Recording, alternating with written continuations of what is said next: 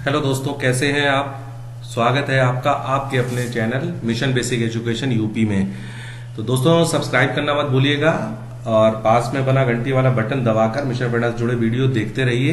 बात करते हैं प्रेरणा तालिका कक्षा 3 गणित की। कल हमने हिंदी का वीडियो आप लोगों को दिया था और आप लोगों ने देखा होगा, तो उसमें प्रेरणा तालिका कक्षा 3 की हिंदी का था। आज प्रेरणा तालिका कक्षा 3 गणित का है। तो जैसे कि हम लोगों को यहाँ पर दिख रहा है कि विषय और दक्षताएं, प्रेरणा तालिका कक्षा 3 गणित, इसमें दो तरीके से विषय दे रखा है और दक्षताएं दे रखे हैं। 2 पॉइंट्स में दे रखे हैं। तो यहाँ पर अगर हम लोग बात करें संख्याओं की समझ एवं गणितीय कार्य, तो संख्याओं की समझ बच्चे को होती है। जैसे पहला जो इसका पॉइंट है, बच्चे 999 तक की संख्याओं को पहचान सकते हैं, लिख सकते हैं, शब्दों में तुलना कर सकते थे, उनको एक क्रम में लगा सकते हैं। मतलब बच्चे जो है 999 तक की, हमारा मोटिव ये होना चाहिए कि 999 तक की संख्याओं को अंकों और शब्दों में बच्चों से लिखवाएं और उनमें कंपैरिजन कराएं तथा उनको एक क्रम में लगा सकते हो। ये इस तरीके के काम हमें करना। जैसे मैंने उदाहरण के उसमें समझाया है कि किस तरीके से हम लोग 100, 101, 115, 520, 850, 900, 995 मतलब 3 अंकों की संख्याओं को इस तरीके से बच्चों को बता सकते हैं, बढ़ते क्रम में दे सकते हैं। अगर हमें शब्दों में लिखवाने की बात हो तो हम बच्चों को बोलेंगे कि जैसे 105 है तो 105 बेटा शब्दों में इस तरीके से लिखा जाएगा। हम उसको बताएंगे 105 अंक वाला मान है और ये शब्द वाला मान है। ऐसे ही अगर हम कंपैरिजन करें, संख्याओं की तुलना करें, तो जैसे हम बोलेंगे उसको, हमें ये जो साइन है ये भी बच्चों को बताना होंगे कि ये बड़े का निशान है, ये छोटे का निशान है। इसको हम ग्रेटर देन कहते हैं, इसको हम लेस देन कहते हैं। तो हमें ये भी बच्चों को बताना होंगे। जैसे 115 है तो 115 जो है बड़ा है 107 से, तो बच्चे को ये बताना पड़ेगा इसका मुंह किस साइड में है, इस जो बड़ा का निशान हम बता रहे हैं उसका मुंह किस साइड में है, तो हमें ये भी बच्चे को बताना पड़ेगा। छोटा अगर निशान है तो उसका मुंह किस साइड में, ये भी बच्चे को बताना पड़ेगा। हमने जैसे पहला उसको एग्जाम्पल से समझाया कि अगर तुलना करेंगे तो हम उसको बताएंगे, देखो बेटा 115 जो है बड़ा है 107 से, तो ये निशान हमने इस तरीके से लगाया है। 107 जो है छोटा है 115 से, तो ये निशान हमने इस तरीके से लगाया है। तो पहला जो पॉइंट है कि बच्चे 999 तक की संख्या को पहचान सकते हो, लिख सकते हो और शब्दों में लिखते हो और तुलना कर सकते हो और उन्हें क्रम में लगा। सेकंड पॉइंट है हमने हमारा कि सब्जेक्ट वही रहेगा, संख्याओं की समझ एवं गणितीय कार्य। तो बच्चे दी गई संख्या में इकाई, दहाई, सैकड़ा और हजार की पहचान कर सकते हैं। 999 तक की संख्याओं का निर्माण करना तथा उनको तोड़ सकते हैं। मतलब अब तोड़ने की बात हो गई। जैसे यहाँ पर हमने एक एग्जाम्पल उदाहरण के स्वरूप आपको समझाया है। जैसे हमने कोई संख्या ले ली 243, तो हम उसको थोड़ा सा दूर हमने अलग अलग किया है। जैसे हम इसमें उसको बताएंगे कि यहाँ पर जो 3 है वो इकाई है, 4 जो है वो दहाई है और 2 जो है वो सैकड़ा है। अब उसको हमें एक्सप्लेन करना, तो हम कैसे बताएंगे कि यहाँ पर 3 में गुणे 1 बराबर 3, यानी ये इकाई हो गई। ये 4 में गुणे 10, इसका मतलब 40 आए हैं, तो ये दहाई हो गई। या 2 में गुणे 100 बराबर 200, तो ये हमारा सैकड़ा हो गया। इसको हम संख्या का विस्तार रूप भी उसको इस तरीके से समझा सकते हैं। जैसे हमने 243 लिखा तो हम उसको अलग अलग बता सकते हैं कि 200 + 40 + 3 = 243। इस तरीके से हम उसको एग्जाम्पल देकर, उदाहरण देकर इकाई, दहाई, सैकड़ा और हजार की पहचान करा सकते हैं। अब तीसरे पॉइंट की बात आती है, बच्चा एक स्थिर अंतराल से घटने या बढ़ने वाले अंकों के पैटर्न को पहचान सके और उन्हें पूरा कर सके।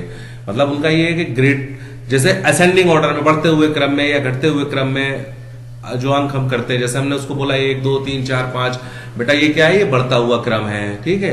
घटता हुआ क्रम हमने बोला उसको उल्टी गिनती आप सुनाइए, तो उसने सुनाया 9, 8, 7 इस तरीके से। तो हम लोग उनको ये भी पहचान कराना है। स्थिर अंतराल आसान नियमों जैसे कि 1, 2 या 4 के अनुसार बदलना चाहिए।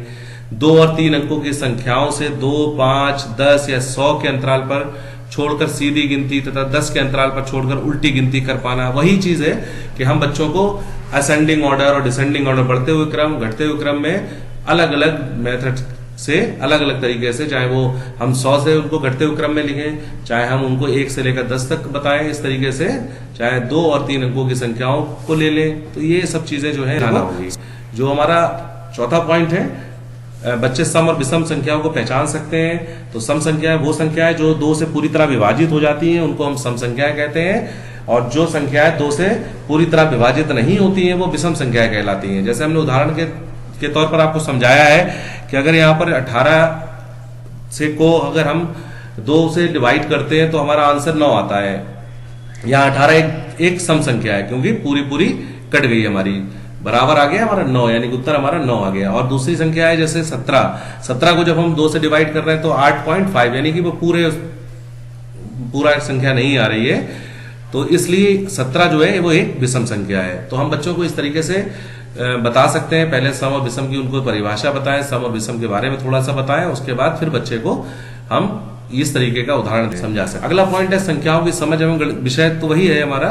तो अगला पॉइंट है 5 नंबर, बच्चे 3 अंकों की संख्याओं को लंबवत रूप से लगाकर जोड़ घटा सकते हैं। लंबवत रूप के लिए हमने एक उदाहरण आपको दिया है कि 250 और 125 हमने इस तरीके से लिखा, ये लंबवत रूप हो गया। तो हमने जब इनको जोड़ा है तो 375 यहाँ पर शो कर रहा है। ऐसे ही हमने अगर इसको मतलब जोड़ेंगे तो 375, बच्चे को बताएंगे कि हम 0 से 5 जोड़ा 5 आया, 5 से 2 जोड़ा 7 हो गया, 2 और 3 हमारा 2 और 1 जो है 3 हो गया। ऐसे ही हम 0 0 6 में से 3 गया 3 बचा, 1 में से 1 गया 0 बचा। तो ये उसको बताएंगे कि किस तरीके से हम लंबवत रूप में लिखकर, क्योंकि जोड़ और घटाने को हम दूसरे मेथडों में भी लिखते हैं, लेकिन हम बच्चे को इस लंबवत रूप में लिखकर जोड़ और घटाने के बारे में बताएंगे। बच्चे 3 अंकों की संख्याओं को 1 अंक की संख्या से गुणा भाग कर सकते हैं। 3 अंक की मतलब जैसे 999 ही संख्या हम ले लेते हैं, अगर हम उसको 5 से गुणा करें या हम 7 से गुणा करें, यानी 1 अंक के से गुणा या भाग करके हम बच्चों को सिखा सकते हैं, बता सकते हैं। ये कक्षा 3 का क्लास के हिसाब से ये हमें लेके चलना है। उसके बाद है 7वां पॉइंट, बच्चे गुणा भाग जोड़ एवं घटाने से जुड़े शाब्दिक प्रश्न हल कर सकते हैं। अब यहाँ शाब्दिक प्रश्न का मतलब ये हो गया, जैसे हमने बच्चे को बोल दिया कि एक पेंसिल जो है 5 रुपए की आती है, 3 पेंसिलों का मूल्य क्या होगा, इस तरीके के प्रश्न भी हम बच्चों को, तो वो बच्चा खुद निकालेगा कि हाँ ये इसमें गुणा हो रहा है या भाग हो रहा है, या एक टॉफी जो है 10 रुपए की मिलती है, एक कॉपी जो है 10 रुपए की मिलती है, अगर हम 2 कॉपी लें तो कितने की मिलेंगी। ठीक है, इस तरीके से हम लोग बोलेंगे। तो हम लोग इस तरीके शाब्दिक प्रश्न को भी बच्चों से हल करा सकते हैं। 8वां पॉइंट है, बच्चे किसी वस्तु के भागों को भिन्न के रूप में प्रदर्शित कर लेते हैं और भिन्न संख्या में अंश और हर को बता लेते हैं। तो जैसे मैंने उदाहरण यहाँ पर समझाया, एक सर्किल लिया, उसमें मैंने भिन्न बताई, ये 3/4 है, तो ऊपर की संख्या इसको अंश बोलते हैं, नीचे की संख्या को हर बोलते हैं। इस तरीके से हम बच्चों को भिन्न के बारे में भी बताएंगे, भिन्न क्या होती है इसके बारे में हम उनको समझाएंगे। उसके बाद है 9वां पॉइंट है, बच्चे सपाट या समतल, गोलाकार, आयताकार और वर्गाकार वस्तुओं को पहचान सकते हैं तथा उनकी विशेषताएं बता सकते हैं। सपाट मतलब बिल्कुल एक जैसी, सपाट या समतल मतलब बिल्कुल प्लेन। गोलाकार बच्चा जानते ही गोलाकार वस्तु कैसी होती है, आयताकार कैसी होती है, वर्गाकार। तो हमें क्या करना है, उन बच्चों को चाहे हम कुछ चित्र ले लें, ठीक है, या कुछ इस तरीके से कोई चीज ऐसी गोल कहीं दिखे तो हम बताएं बेटा देखो ये गोलाकार होती है, ये आयताकार है, ये वर्गाकार है। तो इनकी पहचान भी हम चित्रों के माध्यम से या उसको जो है उदाहरण देकर समझा सकते हैं और उनकी विशेषता बता सकते हैं क्या है। अब हमारा विषय ज्यामिति और माप। अगर हम लोग यहाँ पर देखें 10वें पॉइंट की हम बात करें तो बच्चे मानक इकाइयों जैसे कि मीटर और सेंटीमीटर, किलोग्राम और ग्राम आदि में माप सकते हैं तथा इन इकाइयों का उपयोग करके साधारण जोड़ और घटा कर सकते हैं। क्योंकि अब हम कक्षा 3 में आ गए तो बच्चों का जो है स्तर भी बढ़ जाता है, तो इसलिए बच्चे जो है मीटर और सेंटीमीटर, किलोग्राम, ग्राम आदि में माप सकते हैं और इन इकाइयों का उपयोग करके साधारण जोड़ और घटा सकते हैं। बच्चे अपने आसपास के गांवों में जाते हैं, जैसे राशन लेने गए तो राशन में वो देख रहे हैं कि चावल तौल रहा है, मिल रहा है, तो उसमें कौन से बाट रख रहे हैं। तो ये इस तरीके से उन बच्चों को ग्राम, किलोग्राम इनकी पहचान हो जाती है। ठीक है, ऐसे ही बच्चे को हमें उनको थोड़ा सा विस्तार पूर्वक जब भी हम कोई भी टॉपिक लेके चलते हैं तो उसको हमें एक पिछला पुनरावृत्ति जरूर करना चाहिए। हम उनको बताना चाहिए कि बेटा मीटर क्या होता है, सेंटीमीटर क्या होता है, किलोग्राम क्या होता है, ग्राम क्या होते हैं। हो सके तो हम उनको माप वाले कुछ बात दिखा सकते हैं चित्रों के माध्यम से। ऐसे 11वां पॉइंट है, बच्चे विभिन्न आकृतियों का परिमाप ज्ञात कर सकते हैं। हमने मान लो यहाँ पर कोई आयत ले लिया, उसका लंबाई चौड़ाई निकालना है, तो हम उसको बताएंगे बेटा लंबाई चौड़ाई कैसे निकलेगी। तो आयत का परिमाप जो है 2 लंबाई प्लस चौड़ाई, हम इस तरह से बच्चे सिखा सकते हैं। उसके बाद है हमारा 12वां पॉइंट, बच्चे पैसों संबंधी जोड़ और घटा के सवाल हल कर सकते हैं। पैसों संबंधित जो सवाल दे रखे होते हैं वो बच्चा जल्दी से कर लगता है। उसको मालूम है कि हम 10 रुपए अगर हमारे पास हैं और हमने 5 रुपए खर्च कर दिए तो 5 रुपए बचे हमारे पास। ठीक है, इस तरीके के सवाल भी हम लोग बच्चों से पूछ सकते हैं और उनसे। उसके बाद सामान्य गणित एवं डेटा संधारण, ये विषय है हमारा। इसमें बच्चे घड़ी देखकर समय बता सकते हैं 13 नंबर पॉइंट में। बच्चे घड़ी देखकर समय बता सकते हैं। मतलब बच्चा जो है उसको इतनी समझ आ जाती है कक्षा 3 में, तो हमें उसको कैसे घड़ी के बारे में हमने बताया कि हाँ इस तरीके से हम लोग ये समय की घंटे की सुई होती है, ये मिनट की सुई है, ये सेकंड की सुई, इस तरीके से हम बच्चों को घड़ी देखकर भी समझा सकते हैं, बता सकते हैं, वो समय बता लेते हैं। उसके बाद 14वां पॉइंट है सभी आंकड़ों को टेली मार्क्स द्वारा संग्रहित करना, चित्र के माध्यम से दर्शाना और निष्कर्ष निकालना। अब टेली मार्क्स क्या होता है, थोड़ा लोगों को कंफ्यूजन रहता है, उसके बारे में मैंने ये चित्र बनाया है। जैसे मान लो हमने यहाँ पर कोई नंबर 2 ले रखा है, तो टेली मार्क में हम लोग इस तरीके से शो करते हैं लाइनों को। उसके बाद 5 ले रखा है, तो 5 को 4 हमने लाइनें बनाई और 5वीं लाइन को हम क्रॉस कर देते हैं, काट देते हैं। अब हमने जैसे छठा जो तीसरा एग्जाम्पल दिया 6, कोई नंबर हमने 6 ले लिया और हमने 4 लाइनें लिखी, 5वीं लाइन को काटा और एक लाइन फिर एक्स्ट्रा करके हमने इस तरीके से 6।